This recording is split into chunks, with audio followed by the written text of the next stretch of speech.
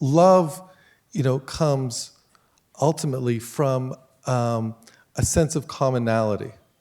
Spinoza has a very interesting definition of love. He tells us that love is when you feel an increase in your power. You feel more powerful, and you attribute that increase in your power to another person, right? And you say, oh, this person has, made me more capable. This has contributed something to me in an important way.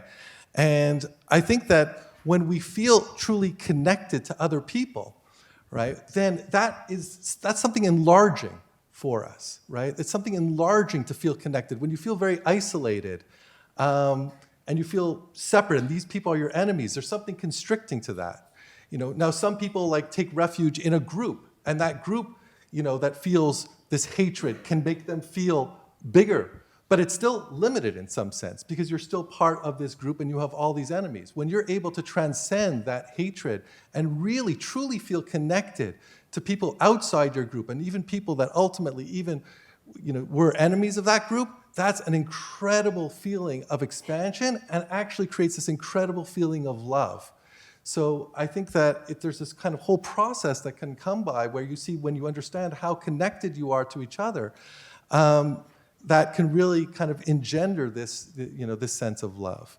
But at the same time, I would say, just also from a kind of practical way, I think our minds are also kind of very mechanical, and the Buddhists, have an incredible teaching, which is metta, which is the idea of you just say these phrases of sending positive wishes to other people and ultimately to your enemies.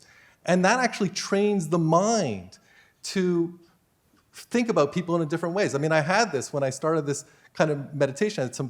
When I started this kind of meditation, I had, there was an individual I was feeling a lot of negativity towards, a lot of hatred. It was causing me a lot of anguish, a lot of pain.